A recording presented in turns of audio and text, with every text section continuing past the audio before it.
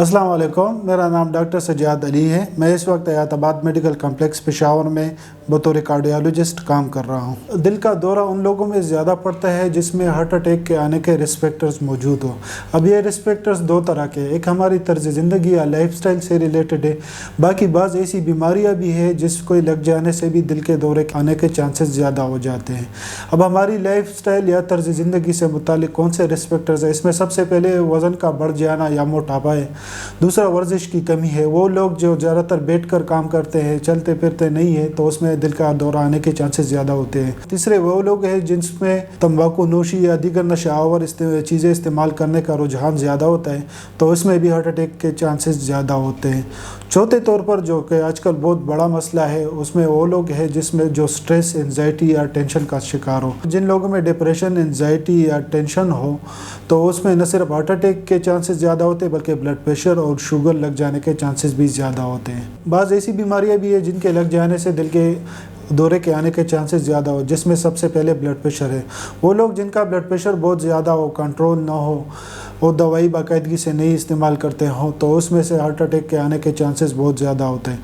दूसरा वो लोग जो शुगर के मर्ज़ में मुब्तला हो, जिन लोगों का शुगर कंट्रोल ना हो, वो दवाई नहीं लेते हो, खुराक में परहेज़ नहीं करते हैं, तो उनमें हार्ट अटैक के आने के चांसेस ज़्यादा होते हैं। तीसरे नंबर पर वो लोग हैं जिसमें कोलेस्ट्रॉल ज़्यादा हो। कोलेस्ट्रॉल के ज़्यादा हो जाने से न सिर्फ हार्ट अटैक के चांसेस ज़्यादा होते हैं बल्कि फालिज आने के चांसेस भी ज़्यादा हो जाते हैं। अब बस ऐसे लोग भी होते हैं जिसके तर्ज ज़िंदगी भी ठीक होती है और जिसमें ये बीमारियां भी नहीं होती हैं, न वो मोटे होते हैं, न वो वर्जिश की कमी का शिकार होते हैं और न उसमें ब्लड प्रेशर और शुगर होता है। तो उसमें से वो लोग आ जाते हैं जिसकी स्ट्रॉन्ग फैमिली हिस्ट्री हो। अब इसका क्या मतलब है? फैमिली हिस्ट्री का मतलब है कि जिसके माँ बाप में, बहन भाई में हार्ट अटैक पहले से आ चुका हो, तो इन लोगों में भी हार्ट अटैक के आने के चांसेस ज़्यादा होते हैं। आजकल डाइट में जंक फूड्स का इस्तेमाल, फास्ट फूड का इस्तेमाल, मुर्गन खानों का इस्तेमाल बहुत ज़्यादा हो चुका है। चीज़ों का इस्तेमाल हमारे लाइफ स्टाइल में, हमारे रूटीन की ग़िज़ा में ज़्यादा हो, तो ऐसे लोगों में कोलेस्ट्रॉल का मर्ज़ भी बढ़ जाता है, ब्लड प्रेशर, शुगर लगने के चांसेस भी ज़्यादा होते हैं और हार्ट अटैक के आने के चांसेस भी ज़्यादा होते हैं।